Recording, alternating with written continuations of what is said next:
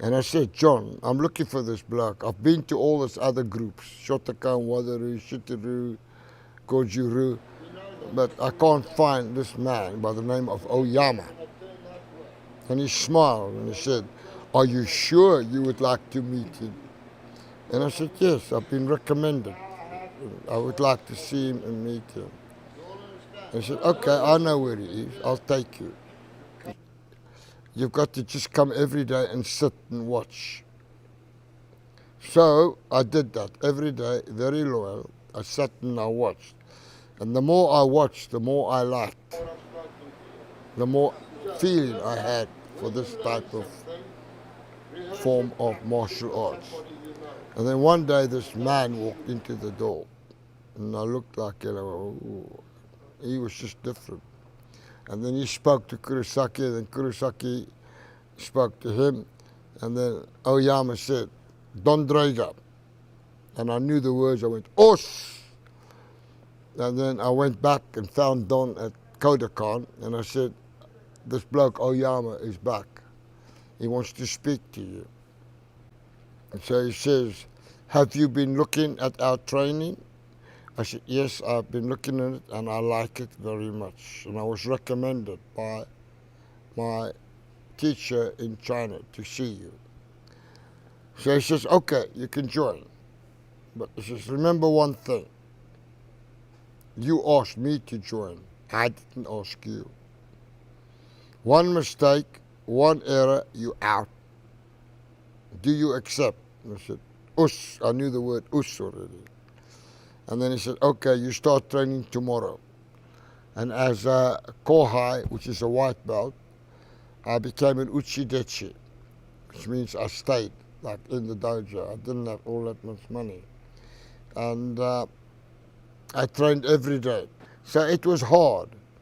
And of course, like the other kohais, when the training was over, we had to clean the dojo, wash it, and also wash all the high-grade people's gis and hang them up for the next day before we could go home.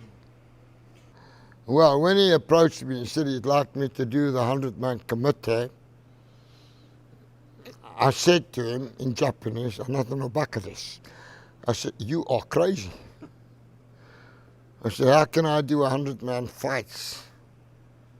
Because those years, you had to fight. You either got knocked out, or you knocked them down, or out, or you won.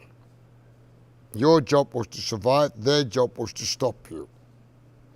And then I said, I don't know if I could do it, you know what I mean? Because I knew other people had tried and they were unsuccessful. But he said, I think you can do it. I know you can do it. You have that part of you. By that time, I had already married my wife, who is Japanese. But I said to him, I'll have to ask my wife. He says, you are the boss. I said, no, my wife is also the boss. And I said, I would like to try. I said, what do you think? And she says, well, if you want to do it, then go ahead. So I said, but just remember, I can't work. I want to train every day of my life, every day, full day. I started to train and run, work with this one, work with that one. It was very hard, very hard. I had to give myself 100% dedication. Because she said to me, you've got to be strong. You've got to have mental attitude. They are going to try to knock you down or stop you.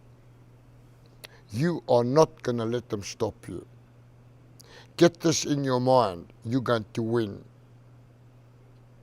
And she says, and don't forget what I told you. And I said, okay.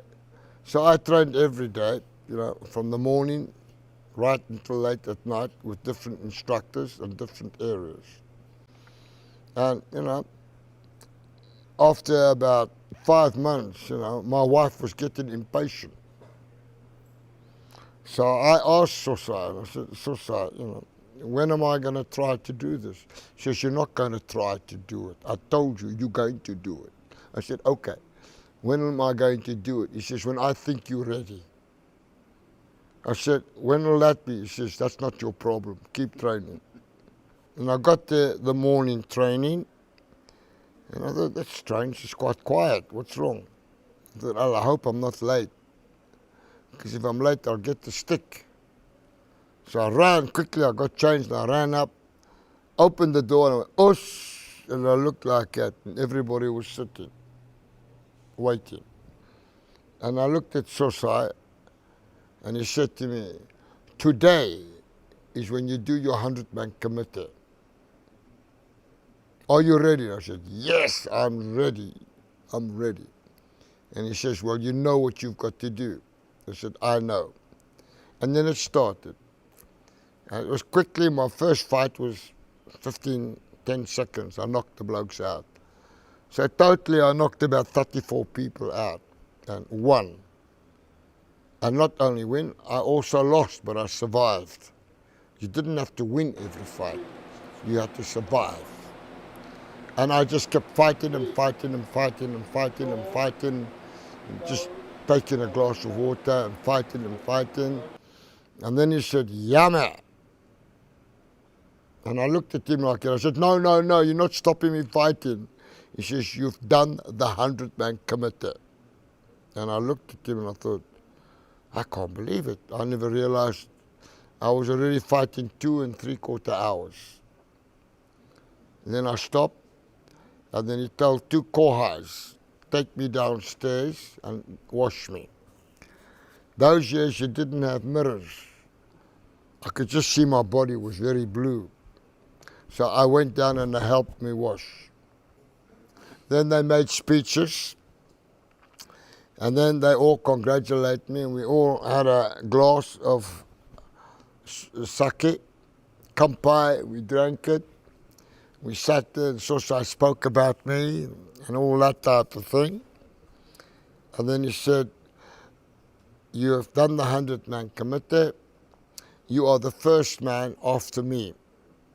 I'm very proud of you. He says, now I want you to go home and rest. Sensei wanted me to go to Britain because he wanted me to establish the beginning of Kyokushin in Europe, which I did.